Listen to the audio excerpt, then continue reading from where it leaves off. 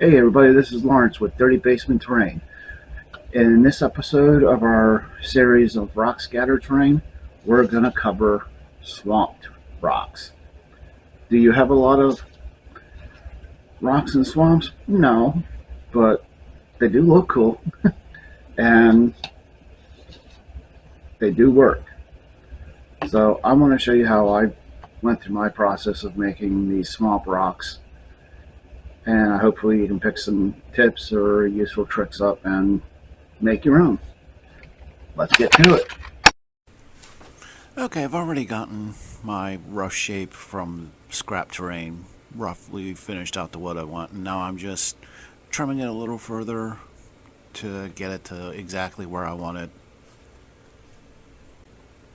And here we go, using the standard foil ball technique to get some extra texture in it. I said, it's a cheap, easy way to get a rock to look like rocks. So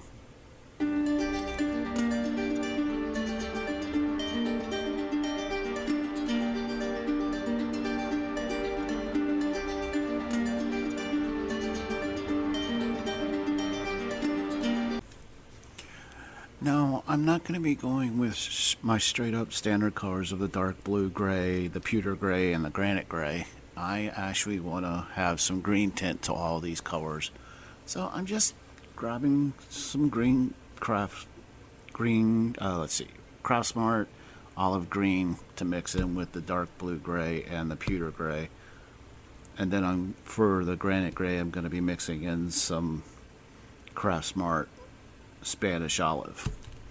Like I said, I just want to go for a green tint to my standard stone colors. And I just use these little cups that I buy at big box store so I can save them for later if I ever want to use them.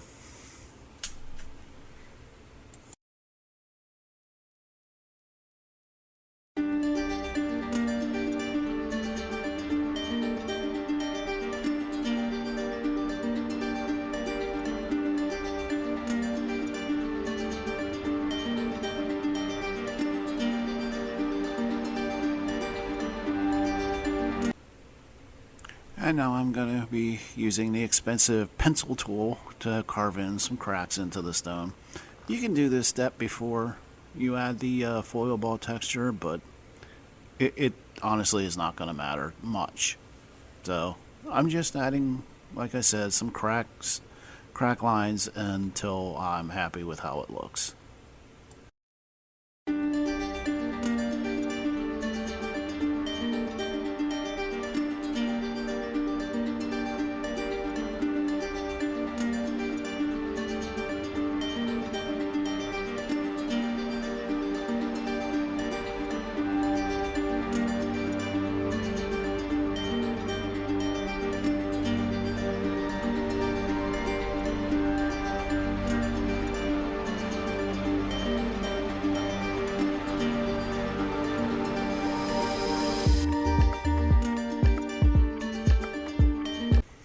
And of course here we have the oh so wonderful black Mod Podge step.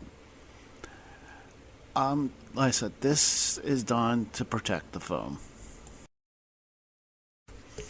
And now I'm going to be using an air dry clay called DOS clay. This one is DOS stone. It's just a color. It's the same as the other DOS clays. I'm going to be getting a small pinch out like you see there. And I'm wetting my fingers only because it just makes it easier to work with them, for me personally. And I want to roll it out into a long, slightly thinner than a pencil, because I want to be able to add like vines, or not vines, but like roots growing over the rocks. So again, slowly rolling it out to roughly a little bit thinner than a pencil.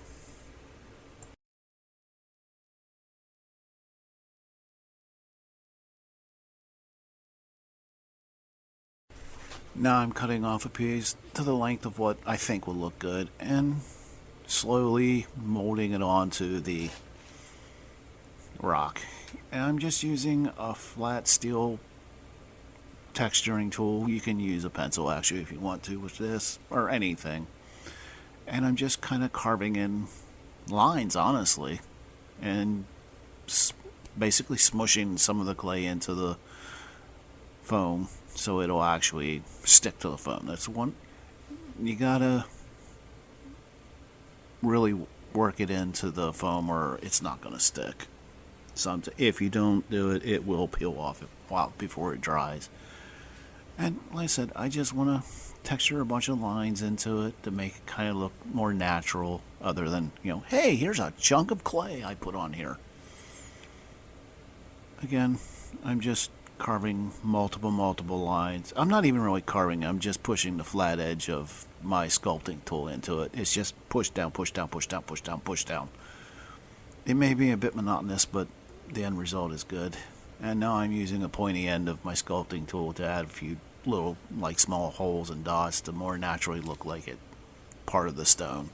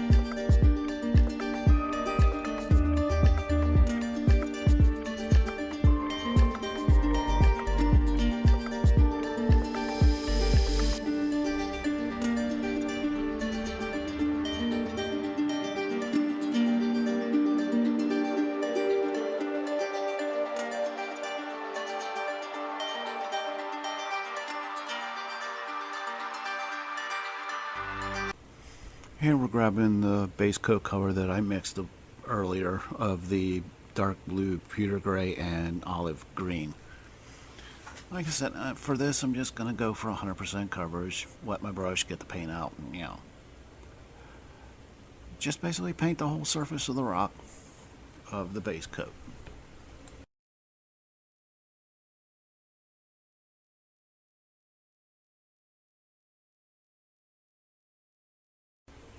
And here I just want to add some streaks of color to the stone itself, some apple barrel ripe tomato, and then eventually I'm going to add some apple barrel burnt umber and deco art rookwood red. I just like to have the extra color into the stone because it gives it a little character.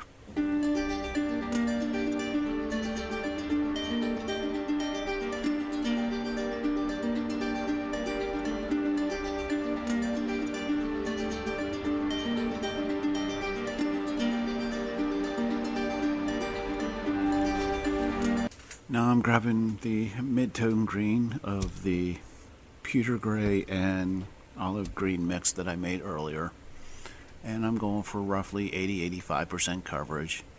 Like I said, it's a relatively simple step to do, and you don't want to hit 100% coverage. You want to leave dark recesses in there showing. And here I'm grabbing the final highlight color that I mixed up earlier of the apple barrel granite gray and craft smart Spanish olive.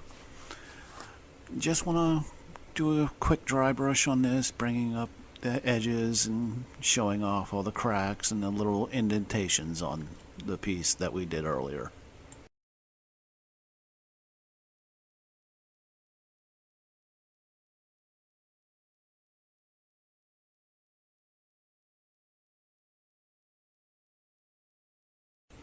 And now I'm going to be giving the product a wash with my homemade cut dark brown wash that I like to use on stone and rock features.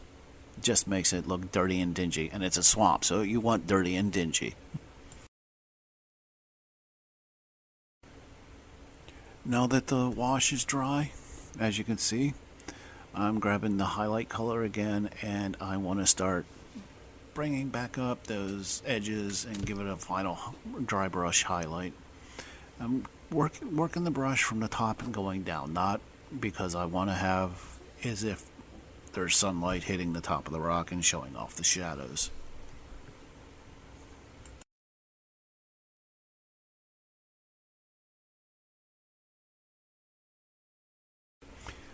Now I'm grabbing some apple barrel burnt umber, and I'm going to be painting over all those root vine-like structures that we made with the clay earlier. I want to go for a wood-like look to them, and so 100% coverage with the burnt umber color just as a base coat.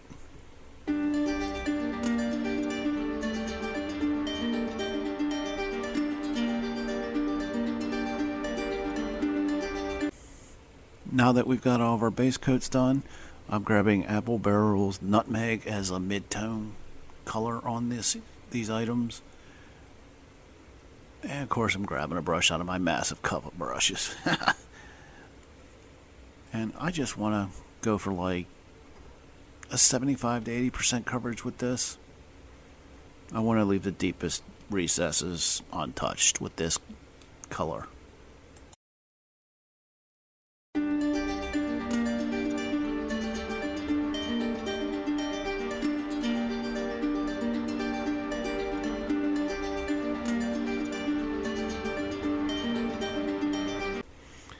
And of course now I'm grabbing Apple Barrel's Country Tan, and I want to give the roots a dry brush with it to bring up the highlighted edges and just make them look a little bit better.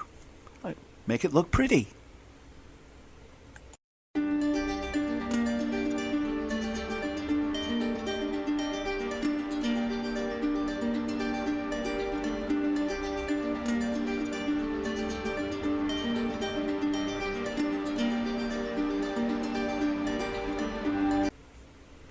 And being that these are swamp rocks, they gotta have some moss on them. So I'm grabbing a coffee stir stick and just basically slapping it on to wherever I think it would look good, and just basically continue that until I'm happy and satisfied with where it looks.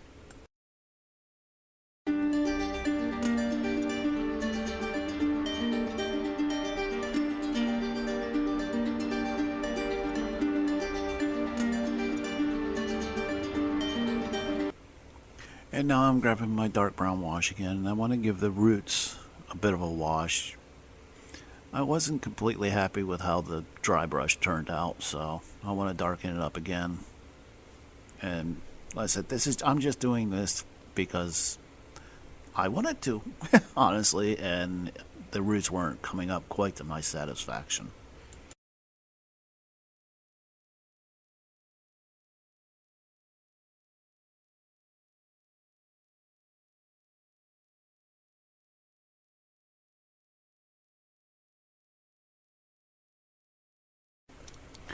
And now I'm going to be using some pigment powder.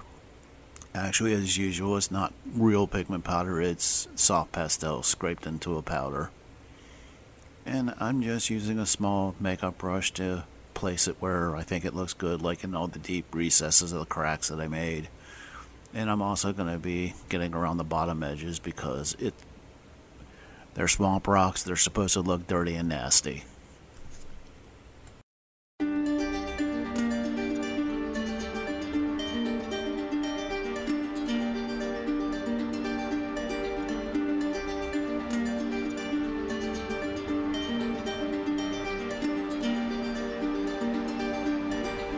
And as usual, I'm using some IPA, or isopropyl alcohol, rubbing alcohol, to activate or make the pigment powder stick on better so it doesn't rub off. And As you can see here, the IPA made it lose some of its dustiness, but I do that so it won't rub off. And here I'm using some muddy mini tufts from Huge Miniatures. You can use anybody's, but it's a dark brown grass tuft that I just want to add to a few spots until I think it looks good on the stone. Not overdoing it, just a couple here and there.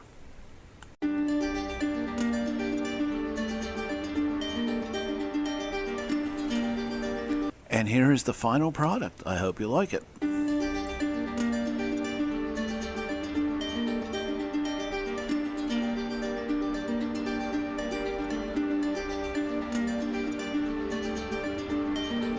Hey everybody, if you made it this far, it means you watched it to the end, and as always, I really do appreciate that.